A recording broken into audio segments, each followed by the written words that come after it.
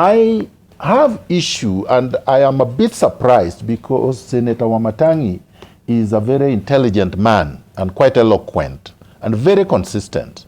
I'm impressed by his contributions at the Senate, because the two of them, Senator Kalwale and Wamatangi, have done quite a good job in terms of making oversight work. But when he gives examples that don't even help his party and does not help the government he purports to support, I'm a bit puzzled. He says, he gives the example of Bush's handling of Louisiana, particularly New Orleans hurricane. And you know, that is what brought the Republicans down and made sure that Obama won the election. So, I mean, that was mishandled very badly. And they suffered the consequences of that in the following election.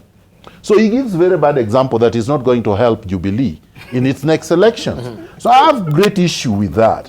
Then, let me finish.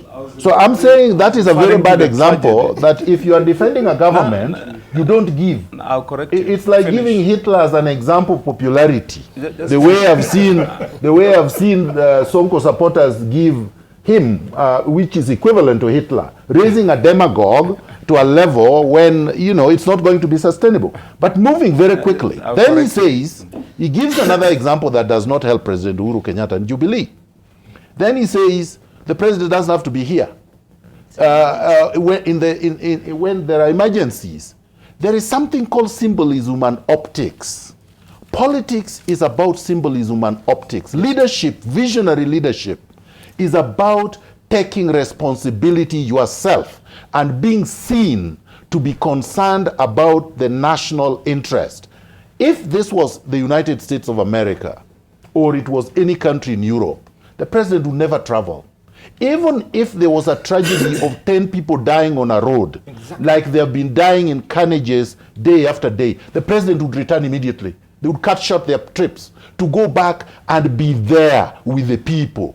It is very important for the people to see their president concerned about food prices, concerned about inflation, concerned about poverty and starvation, and that they see the commander-in-chief marshalling all the resources to deal with that.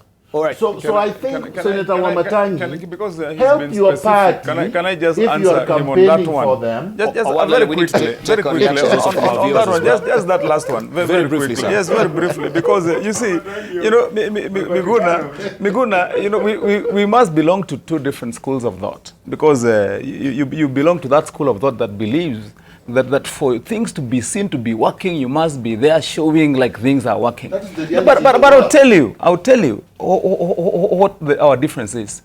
Our difference in thought and in deed is we believe in setting systems and structures that work and work for real. They don't work. And see, when you talk about symbolism, and my friend, you see, that is the problem. You're going to lose this election unless you change. Because you said you came in as an independent, and I thought that you are losing the truth of NASA and I'm very independent. I hope, because but you still have the hangover of it. You know, when you talk about show off, about creating a facade that this is going to be like, and we are here leading at them, and you know that behind you systems are not working. You know how it works. And ask, for example, these guys here in Nation Media.